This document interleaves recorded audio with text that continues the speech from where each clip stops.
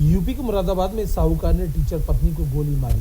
बेटा बोला दोनों बेवजह आए दिन लड़ते हैं, पैसों को लेकर होता था झगड़ा। आपको बता दें मुरादाबाद में एक साहूकार ने अपनी टीचर पत्नी को गोली मार दी। साहूकार ने पत्नी पर 3 राउंड फायर किए, उनमें से एक गोली पैर में लगी और वो मौके पर ही लहूलुहान होकर गिरी। क्या नाम है आपका? अविरल वर्मा नाम है मेरा। अविरल जी, घायल महिला को जिला यहाँ हॉस्पिटल में भर्ती है, क्या नाम था इनका? वंदना वर्मा, जो कि मेरी मदर हैं। अच्छा, क्या करती है? ये केपीएस में जॉब करती हैं। किस पद पर? डांस टीचर में। अच्छा, क्या हुआ इनके साथ में? एक्चुअली हुआ ये है कि मेरे पापा के साथ इनका काफ़ी झगड़ा रहता है, जिसमें पापा इनके साथ बहुत बदतमीज़ी करते हैं, कभी इनके ऊपर गन तानते हैं। इस बार तो अति पार करके उन्होंने इनके ऊपर फायर करे, 3 फायर, जिनमें इनको काफ़ी बुलेट लग चुकी है, जिसमें कि ये पार भी हो चुकी है, जिसकी सर्जरी होनी अभी रह गई है। कब गोली चलाई आपके पापा ने? कल रात को मुझे ये चीज़ पता चली कॉल पे। आप कहाँ थे? मैं जयपुर में था। क्या करते हैं आप? मैं स्टूडेंट हूँ। सर, किसने बताया कि आपको कि आपकी मम्मी को गोली मार दी? मेरे पास मम्मी का ही कॉल आता है, जिसमें मेरे को बस समझ नहीं आया, बस यही बोला मम्मी ने कि मुझे गोली लग गई है। उसके बाद मुझे कुछ समझ नहीं आया क्या बात हो रही है। जब गोली चली थी आपकी मम्मी अकेली थी घर पे? नहीं, मेरी बहन के साथ थी। चल, तो बहन ने देखा है पापा को गोली मारते हुए? हाँ जी, बिल्कुल। और उसने उन्हें भी, बहन को भी ऊपर गोली चलाने की कोशिश करी है। किस बात को लेकर विवाद चलता आ रहा है? इनका हमेशा से यही चलता रहता है, बहसबाजी, पैसे को लेकर, काम को लेकर। कोई भी, जो भी बड़े बैठे हैं इस बीच में, कोई भी समझ नहीं पाया किस बात की इनकी बहस है। कभी कोई इनका सॉल्यूशन निकला ही नहीं है। तो कुछ पता चला किस बात को लेकर विवाद चल रहा है? ये थोड़े मेंटली डिस्टर्ब बंदे हैं। क्या करते हैं ये? इनका साहूकार हैं। कब से ये मारपीट करते हुए आ रहे हैं आपको मतलब? मारपीट को तो काफ़ी साल हो गए, पर अब इनका हद से ज़्यादा पार हो चुका है, क्योंकि एक बार इन्होंने रॉड भी उठाई है मम्मी, जिस पे मम्मी के खून निकल आया था। गन हमेशा तान देते हैं, धमकी देते हैं कि तुझे गोली मार दूंगा। इस बार इन्होंने गन चला भी दी है। तो आपकी बहन ने खुद गोली चलाते हुए देखा? हाँ बिल्कुल। उसकी बहन के साथ भी इनका स्वभाव अच्छा नहीं है, उसके सामने भी ये सारे कपड़े उतारते हैं, जो कि नाबालिग लड़की है। मेरी मम्मी है, उनका नाम वंदना वर्मा है। एंड उन्होंने मेरे पापा जो हैं, उन्होंने मेरी मम्मी के पैर में गोली मारी थी, जो कि आर पार निकल गई अपने गुस्से के कारण। इतनी कोई बड़ी बात नहीं हुई थी, छोटी सी बात पर उन्होंने गन निकाली और बिना देखे मार दी। किस बात को लेकर विवाद हुआ था? पैसों के चक्कर में। मेरे जो पापा हैं वो फीस नहीं भर रहे हैं, 1-2 साल से मेरी मम्मी खुद ही कर रही हैं और सारे के सारे खर्चे उठा रही हैं, मेरे भैया और मेरे। परसों रात की घटना है, थाना क्षेत्र मझोला में एक चौकी क्षेत्र है राम तिलैया, वहाँ के रहने वाले सुबोध वर्मा ने किसी आपसी पारिवारिक विवाद पर उन्होंने अपनी पत्नी पे गोली चला दी। उनके पास एक लाइसेंसी गन है और उस लाइसेंसी गन से उन्होंने गोली मारी, जिसमें उनकी पत्नी घायल हो गई, उनके थाइज में गोली लगी। उनका इलाज चल रहा है, हालांकि वो आउट ऑफ डेंजर है। उसके बाद तत्काल मौके पर हमारी फोर्स गई, हम लोगों ने उसमें गंभीर धाराओं में मुकदमा पंजीकृत किया है। उनकी गिरफ्तारी के लिए टीमें लगी हुई हैं, बहुत जल्दी गिरफ्तार करेंगे, उनको जेल भेजेंगे और बाकी एविडेंस के हिसाब से निस्तारण करेंगे। मुरादाबाद में रेलवे ट्रैक पर महिला संदिग्ध अवस्था में शव मिला। मौत की सूचना मिलते ही मौके पर पहुंचे परिजन। आपको बता दें स्थानीय पुलिस और फॉरेंसिक टीम ने घटनास्थल की बारीकी। हमारी बहन मार के डाली है, हमारी जीजा ने सबने लोगों ने मिलकर। तो उनके चोट के निशान भी है कहीं? चोट पे हाथ, उनका हाथ टूटा हुआ हाथ, इन्होंने लड़ाई हुई थी। हमारी बहन ये हम अपने घर पे गई थी कुछ ना, तो वहाँ पर हमारी बहन की छोटी वाली बहन है, उन्हें देखने के लिए गई थी। तो ये इनसे बोले हमारी जीजा जी का आप भी चलो, तो आप भी चलो। ये बोले हम कहूँ, ये गए ही नहीं संग। तो उसके बाद में हमारी बहन चली गई थी हमारी बहन के लिए देखने के लिए, छोटी वाली को। तो उसके बाद में हमारा भाई है हमसे बड़ा, तो उन्होंने बोला तो आप चले जाओ घर को, क्यों कभी फिर लड़ाई हो। इनमें लड़ाई होती रही है। अब 1-2 महीने शादी से 2 साल हो गए, 2 साल से ऊपर न, तो जब से तो 1-2 महीने सही रहे, तो उसके बाद में लड़ाई चलती रहती है इनमें। तो उसके बाद में वो हमारी बहन इन्होंने भेज दी बड़े भाई ने घर पे। उसके बाद में लड़ाई हुई थी इन्होंने आपस में। इन्होंने हमारी बहन का हाथ तोड़ दिया यहाँ से मरोड़ के, और सिर में ईंट मार दी थी, और कहूँ दांती लेके पड़े थे हमारे जीजा। और इनकी सब परिवार गाली दे रहे, कहूँ घर में ढंग से रहने नहीं देते, हमारी बहन को रहने नहीं देते। तो उसके बाद में हमने पुलिस 12 नंबर फ़ोन करके भेजी थी वहाँ पे। तो उसके बाद वो बेश समझाया है। तो उसके बाद में कहूँ सुबह को, अब रात कल की बात है ये, तो उसके बाद में रात में इन्होंने मारपीट हुई है, इनमें मार के फिर लेन पे फेंक दी हमारी बहन। क्या तहरीर दे दी आपने पुलिस को? अब देंगे। क्या मांग करना चाहोगे? मैं मांग करना चाहता हूँ हुआ ऐसे इनके साथ में हो।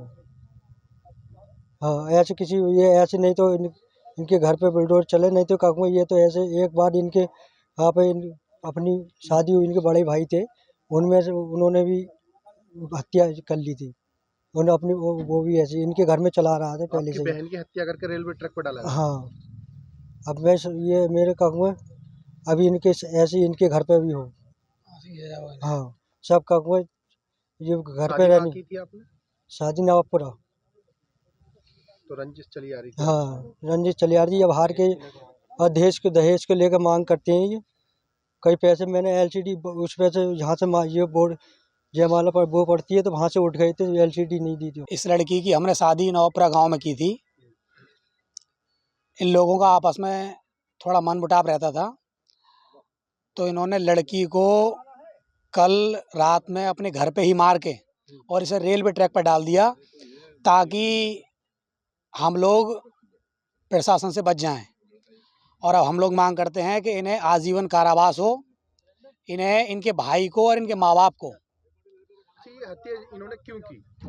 ये हत्या इन्होंने इसलिए की कि अपना रुतबा और अपना खौफ दिखाना चाहते हैं कि हम दादा हैं, और इनका जो बड़ा भाई था उसने भी अपनी वाइफ की हत्या कर दी थी। तो हम चाहते हैं कि साहब इन्हें आजीवन कारावास हो और इन पे इनका घर तोड़ के ध्वस्त किया जाए ताकि आगे से किसी भी बहन बेटी के साथ में ऐसा ना हो। अच्छा ये बताइए, आपने पुलिस को तहरीर दी है? नहीं साहब अभी नहीं दी है, अब देंगे। क्या मांग करना चाहेंगे आप? हम मांग करना चाहेंगे कि इन लोगों को आजीवन कारावास हो और इनके घर को क्षतिग्रस्त कर दिया जाए ताकि आगे से किसी बहन बेटी के साथ में ऐसा ना हो। कोई अधिकारी मौके पे आया था, पुलिस वगैरह, या क्या कुछ कहना अधिकारी? सब पुलिस के जो अधिकारी लोग हैं वो आए और उनका कहना है कि जो भी आपकी मांग हैं वो पूरी होंगी और इन लोगों को आजीवन कारावास होगा, और जो भी एक किसी को मारने के जुर्म में धाराएं होती हैं उसके तहत इन्हें आजीवन कारावास कराया जाएगा और उन्हें सजा होगी। ये हत्या इन्होंने कब की थी, कुछ पता चला है? ये हत्या की है इन्होंने कल रात लगभग सुबह 3 बजे के टाइम। फिर रात में हिला कर और रात में यहाँ ला के रेलवे ट्रैक पर डाल दिया। कहाँ है ये, कौन सी जगह है? ये जगह मुंडा पांडे पाइप फैक्ट्री से 200 मीटर आगे रेलवे ट्रैक के किनारे। मुरादाबाद में शिक्षक के लगन की दावत में फूड पॉइजनिंग पाई गई। आपको बता दें खाना खाने से हुई फूड पॉइजनिंग से 150 से अधिक लोग बीमार हो गए। लगन की दावत में खाने का सेवन करने से बिजली लोग। क्या खाया था वो? शादी का प्रोग्राम था, लगन आई थी, रसगुल्ले, गाजर का हलवा और छोले, मटर पनीर, तो वहाँ जितने लोग खाना खा रहे थे सभी बीमार हो गए? 85% लोग बीमारी हो गए। कितने होंगे वहाँ लोग? सब होंगे लगभग 350 के आसपास। हुआ था वहाँ गाँव में सब लोगों को फूड, लगभग 100 लोगों से अधिक को फूड पॉइजनिंग हुई। दावत हुई थी साहब, किसी ने चिकन खाया, किसी ने उड़द खाए, किसी ने चावल खाए, किसी ने पूरी खाई। जितनों ने जो चीज़ खा ली, चाहे एक निवाला खा लिया, सब ऐसी बर्बाद। अच्छा हुआ क्या था वहाँ? अब ना मालूम साहब, इस बात को तो हम नहीं जानते क्या चीज़ डालवाई उन्होंने, क्या नहीं डालवाई, तो हलवाई डाल। गाँव में 60 लोग एक साथ बीमार हुए। हुआ ये है कि हमारे गांव में हमारे राजपाल जी हैं, उनके बेटे की लगन आई थी महुआ खेड़ा से। वो प्रोग्राम चल रहा था, सब ठीक ठाक था मामला। लोगों ने खाना खाया, उसके 2 घंटे के बाद 3 से 4 बजे खाना खाया और नाश्ता करा।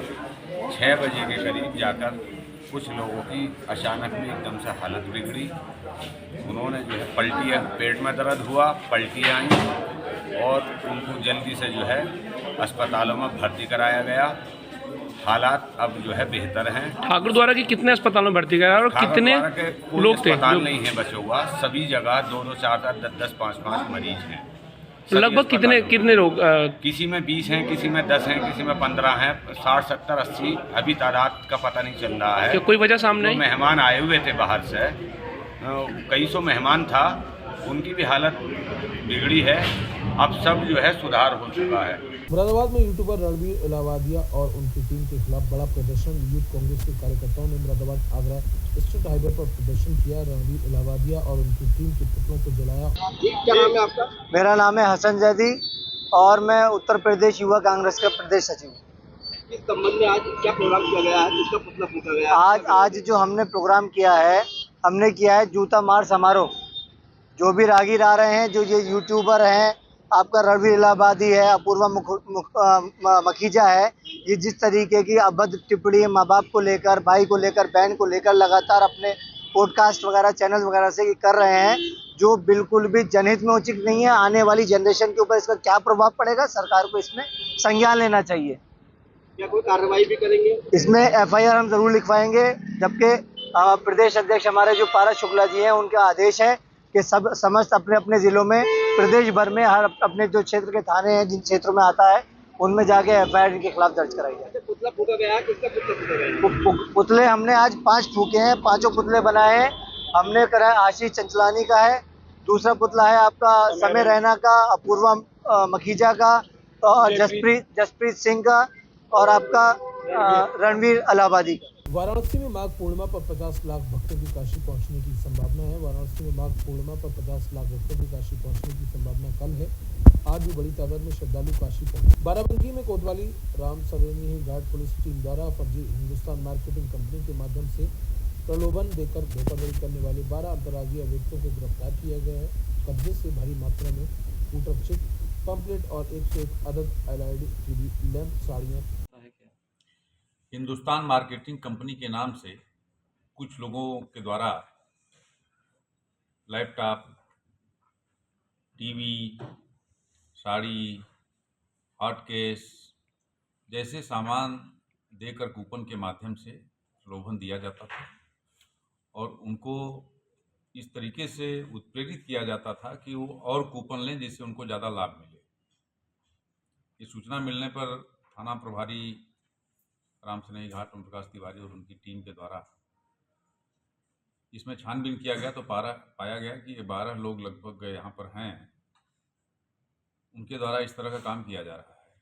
छानबीन किया गया तो पाया गया कि यह कंपनी ऐसे ही काम कर रही है, न तो इस पर टैक्स दे रही है बल्कि प्रलोभन के माध्यम से घटिया सामान की आपूर्ति किया जा रहा है। और इनकी योजना इस तरीके से थी कि जब लोगों का भरोसा जम जाएगा कि कुछ सामान मिलता रहेगा तो ज़्यादा से ज़्यादा लोगों से पैसा लेकर फिर यहाँ से गायब हो जाना। ये जो लोग पकड़े गए हैं बहुत ही अच्छा काम हुआ, नहीं तो बहुत सारे जो खासतौर से कमज़ोर तबके के लोग हैं उनको ये टारगेट करते थे और आगे भविष्य में होने वाली ठगी से वो बच गए। और इसमें जो सामान लाने का बताया जा रहा है, कानपुर से कोई व्यक्ति है जो सप्लाई करता था, उसके लिए हम लोग छानबीन कर रहे हैं। टीम हमारी वहाँ पर जा रही है, हम उसको भी कानून के जद में लाएंगे।